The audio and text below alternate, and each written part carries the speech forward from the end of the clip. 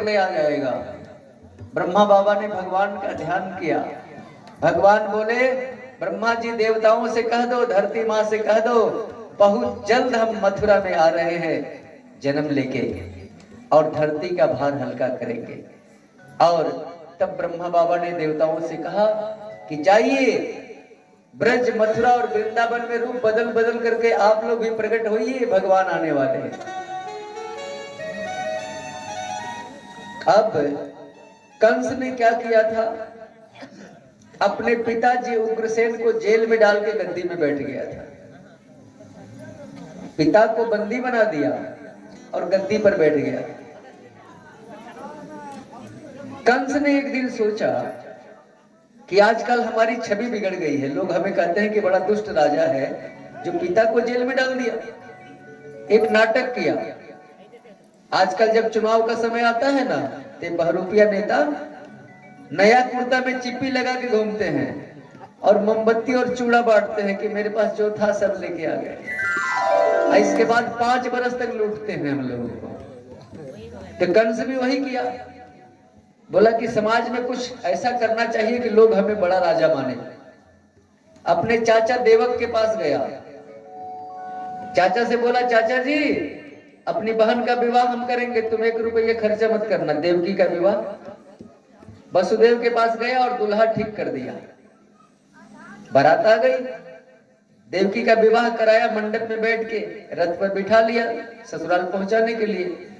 देवताओं की धड़कन बढ़ गई कि जब देवकी का मधुर संबंध बना रहेगा कंस से, तो देवकी के पास जो कृष्ण आएंगे, अवतार लेंगे, तो फिर कंस को नहीं मारेंगे। आकाशवाणी देवताओं ने कर दिया, अरे मूर्ख कंस, जिस बहन को तू रथ में बिठा के ले जा रहा है ससुराल, इसका 8वां संतान तेरे मौत का कारण बनेगा। आकाशवाणी हुई, देवकी का बाल पकड़ा और नीचे पटक दिया और तलवार निकाल लिया मारने के लिए। वसुदेव जी सामने आ गए। अरे कंस छोड़ दे, अभी अभी तूने अपने बहन के हाथ पीले किए हैं, अबला है। हम वचन देते हैं कि देवकी के जितने संतान होंगे हम तुझे दे देंगे, तुम मार देना। जेल खाने में देवकी वसुदेव को डाल दिया, मथुरा के जेल खाने में। पहला बेटा हुआ। वसुदेव जी बेटा को लेकर कंस के पास गए। पहले पुत्र का नाम था कृतिमान। लड़का बड़ा सुंदर था। कंस देखा, अरे कितना सुंदर लड़का है, वसुदेव इसे तू ले जा, अपने घर ले जा, इसे नहीं मारेंगे। 8वां संतान जब होगा तो लेके आ जाना, उसे मार देंगे। क्योंकि आकाशवाणी हुई 8वें संतान की। और देवता तो इससे पाप कराना चाहते थे, देवताओं ने नारद जी को भेज दिया। कंस के पास नारद जी आ गए, एक कमल का फूल लेके आ गए। बोले कंस, इसमें बता तो पहला कौन है और 8वां कौन है। कमल के फूल में 8 पंखुड़ी होती है। आप लोग कमल के फूल को देखिएगा, 8 पंखुड़ी। अब तो कंस का माथा चकराने लगा। अरे बोल कंस, इसमें 8वां कौन और पहला कौन। कंस बोला कि महाराज कहना क्या चाहते हो। अरे इस कमल की पंखुड़ी की तरह पहला भी 8वां हो सकता है। हाँ गुरुजी, हमें रिस्क नहीं लेना चाहिए। और दोबारा उस बच्चे को पकड़ के पत्थर पर पटक के मार दिया। इस तरह से 6 बच्चे को पटक पटक के मार डाला। वसुदेव जी पहुंचाते गए। 7वां गर्भ जब देवकी का ठहरा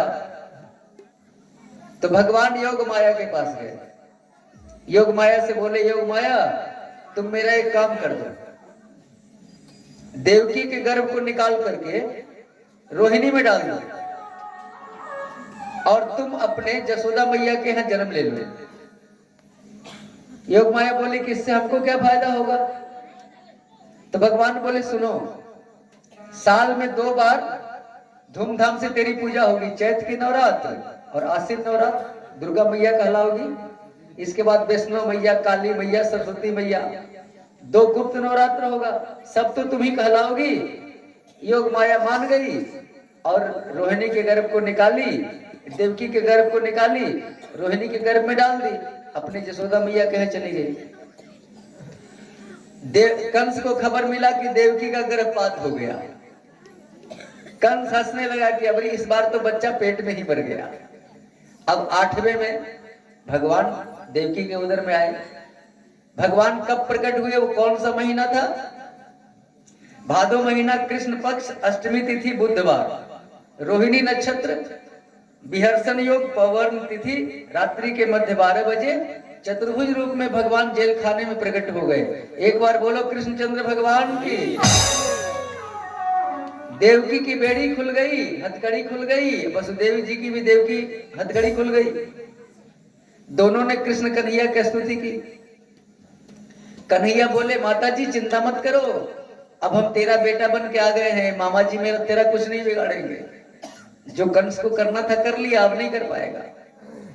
और सुनो, जब हम छोटा बच्चा बन जाए ना, तो एक काम करना, एक टोकरी में उठा लेना, नंद बाबा के यहाँ पहुंचा देना, वहां एक लड़की है उसे लेके आ जाना, बाकी हम पर छोड़ देना।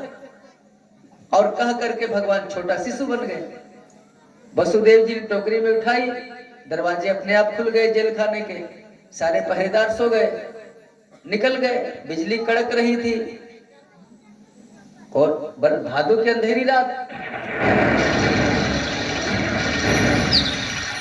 बादलों ने सोचा कि मेरा नाम भी घनश्याम, अब कन्हैया का नाम भी घनश्याम, तो स्वागत करनी चाहिए भगवान की, तो जिसके पास जो है उसी से स्वागत करेगा।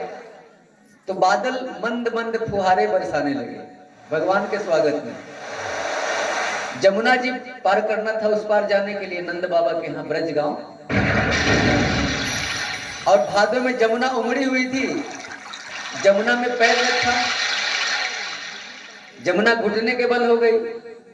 वसुदेव जी पार करने लगे। शेषनाग ने क्या किया, पीछे से शेषनाग आकर के भगवान को बचाने के लिए वर्षा से छत्ता बन गया।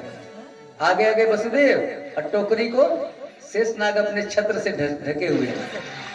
जमुना सोची कि थोड़ा सा भगवान से मिल लिया जाए, हमारे प्रियतम जा रहे हैं तो कौन प्रेमिका नहीं चाहेगी कि हम प्रेमी से मिल लें, फिर कब मुलाकात होगी नहीं होगी, अभी हमारा प्रेमी जा रहा है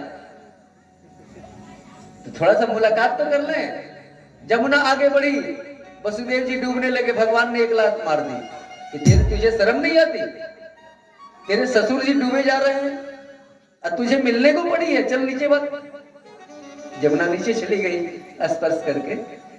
इसके बाद आगे पहुंचे तो क्या देखे कि जसोदा मैया का किवाड़ खुला हुआ था। एक नन्हा सा बालक, सांवला सलोना, और एक नन्ही सी लड़की लाली किलकारी मार रही थी। जसोदा मैया के पीठ पीछे सोई हुई थी। जसोदा मैया एकदम पूरी गहरी नींद में। लल्ला को सुलाया, लाली को उठाया और वहां से आ गए जेल खाने में। जेल खाने में जो ही आए, वो बच्ची रो पड़ी, हाथ में बेड़ी पड़ गई, पैर में बेड़ी पड़ गई। जेल खाने के फाटक बंद हो गए, पहरेदार जग गए। जाके कंस को खबर दिया। कंस दौड़ा दौड़ा आया, लल्ला के जगह पर लाली को देखा तो बड़ा घबराया कि देवताओं की क्या चाल है, 8वां संतान तो लड़का का था, ये लड़की कहां से? कंस बोला कुछ भी हो, इसे मार देना चाहिए। देवकी के गोद से लिया और जो ही पटकना चाहा, वो आकाश में उड़ गई लड़की और 8 भुजा रूप में धारण होकर दुर्गा मैया बन गई। बोलो दुर्गा मैया की। और तब वो बोली कह रे मूर्ख, तो मुझे क्या मारेगा, तेरा मारने वाला तो जन्म ले लिया। कंस घबरा गया, बहन जी कहां लिया है? दुर्गा मैया बोली पूरी पता नहीं बताऊंगी, जाके ढूंढ। अंतर्ध्यान हो गई। अब कंस घबरा गया, सैनिकों को बुला के आदेश दिया कि ब्रज मथुरा और वृंदावन में 1 महीना के अंदर के जितने छोटे बच्चे हो कत्ल कर दो, मार डालो। माँ के गोद से छीन छीन करके बच्चों का कत्ल होना शुरू हो गया। खून की नदी बह गई। सुखदेव जी परीक्षित से कह रहे हैं, बहुत बड़ा पाप कंस ने किया। जहां पर नंद भवन में कन्हैया है, कन्हैया के यहां भी आक्रमण करना चाहा, लेकिन वहां के जादवों ने रोक दिया, खबरदार ब्रज में प्रवेश नहीं करोगे, और सैनिकों को लौटा दिया। सैनिक जाकर के कंस से बोले कि सारे बच्चों को तो मैंने मार दिया, लेकिन नंद बाबा के यहाँ 2 छोरा है, एक रोहिणी का लड़का और एक कन्हैया जसोदा मैया के यहाँ है, वहां हम नहीं पहुंच पाए। कंस तो सोचा कि ब्रज पर आक्रमण कर दे और नंद बाबा के दोनों लड़के को मार दे, लेकिन कंस के मंत्री ने कहा खबरदार ऐसी गलती मत करना, ब्रज पर आक्रमण मत करना, नंद बाबा की दोस्ती पांडवों से है, पांडव समर्थन में आ जाएंगे, मथुरा को मिट्टी में मिला देंगे। इसीलिए कंस नंद बाबा के यहाँ आक्रमण नहीं किया, चुपके से राक्षस भेजते रहा कन्हैया को मारने के लिए। कथा आगे आएगी।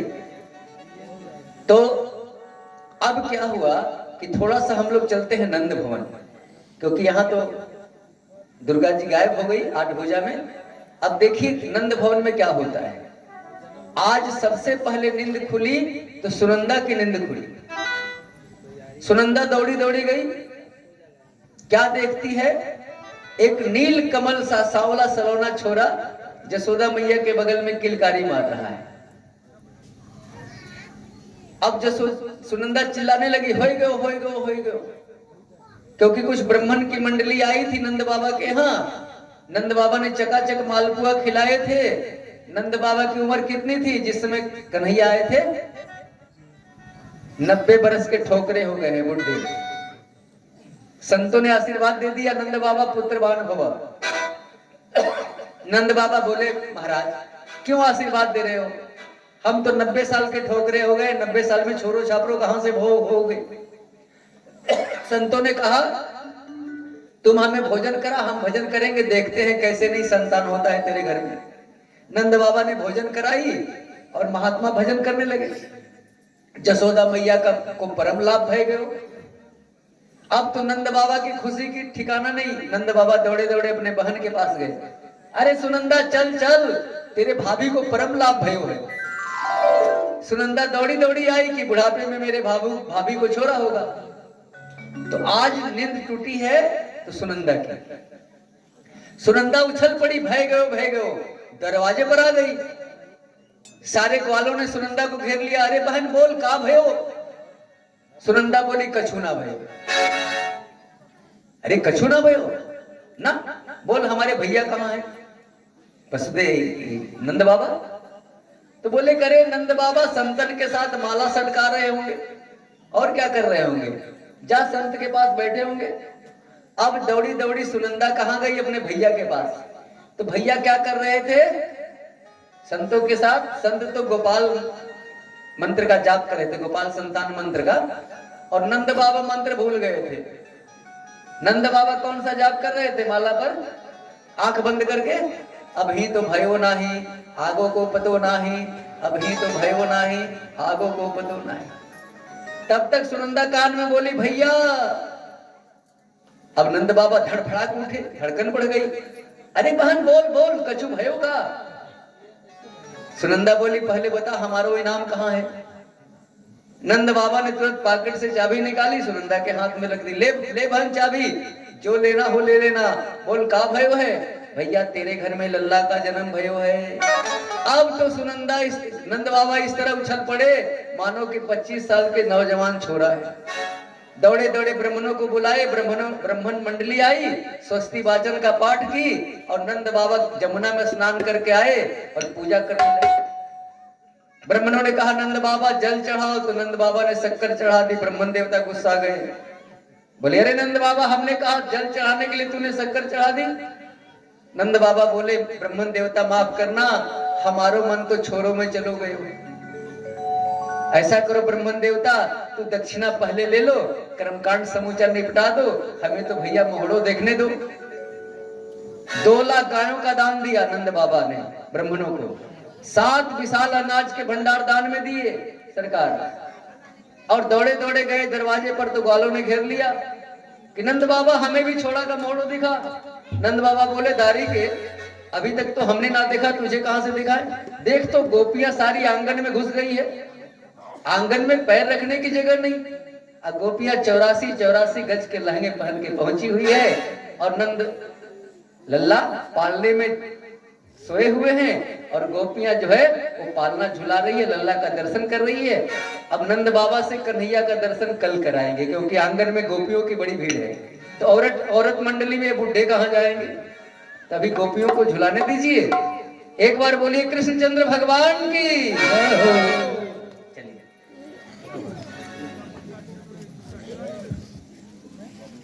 अब जो करते हैं कीजिए हमारा। ओम हरि ओम स्वस्ति नः इंद्रो वृद्धश्रवाः स्वस्ति नः पूषा विश्ववेदाः स्वस्ति नस्तारक्षयो अरिष्टनेमिः स्वस्ति नो बृहस्पतिर्दधातु पयः पृथिव्यां पय ओकधीषु पयो दिवन्तरिक्षे पयो धाः पयस्वतिः प्रदिशः सन्तु मह्यम् विष्णोरराटमसे विष्णु अस्नपत्रस्त वैष्णवदसि वैष्णवमसे विष्णवे त्वा अग्निर्देवता वातो देवता सूर्यो देवतादित्या देवता मरुतो देवता अम्योः शान्तिः अन्तरिक्षगं शान्तिः पृथिवी शान्तिरापः शान्तिरोगदयः शान्तिवनस्पतयः शान्तिरविश्वे देवाः शान्तिः ब्रह्म शान्तिः सर्वगं शान्तिः शान्तिरेव शान्तिः श्यामा शान्तिरेधि। कृष्ण जन्मोत्सव श्री कृष्ण और कहेंगे क्या? बोलिए बांके बिहारी लाल की जय। हाथ ऊपर उठाइए सभी झूमी और कहेंगे क्या?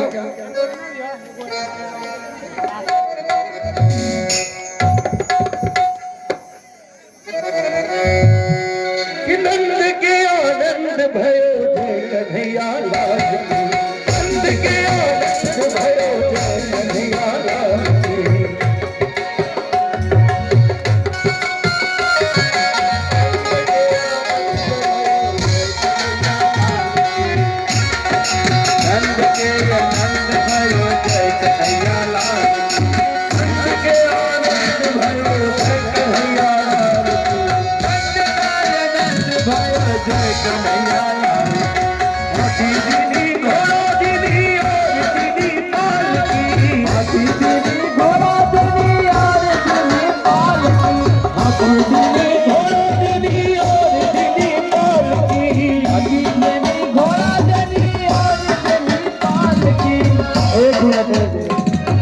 आप लोग बैठ जाइए, बैठ जाइए, सभी से आग्रह है आप लोग बैठ जाइए। तो आपको कसम है कन्हैया कृष्ण कन्हैया लाल का।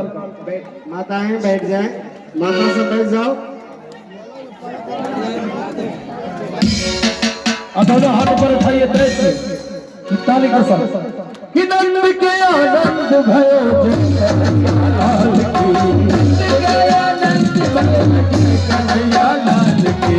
जय हो नंद लाल की, जय यशोदा लाल की, जय हो नंद लाल की, जय यशोदा लाल की, जय हो नंद लाल की, जय हो गोपाल की, जय हो नंद लाल की, जय हो गोपाल की। नंद के आनंद भयो जय कन्हैया लाल, नंद के आनंद भयो जय कन्हैया लाल की।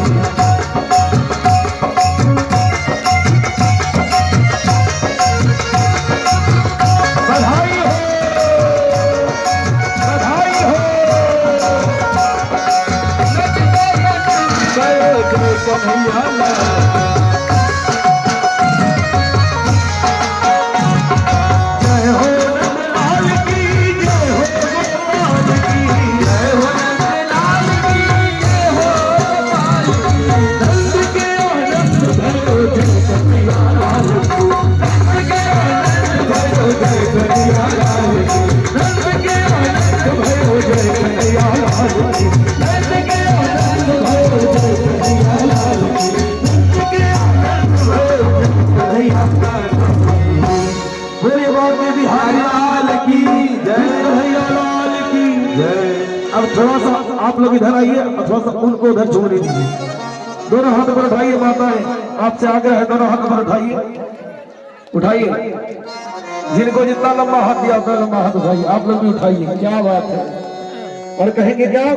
होने की गुब्बारों से मंडप सजाया है, श्री मावे का एक मंगाया है, इसको चखेगा शाम तू। हम सब बोलेंगे happy birthday to you, happy birthday to you,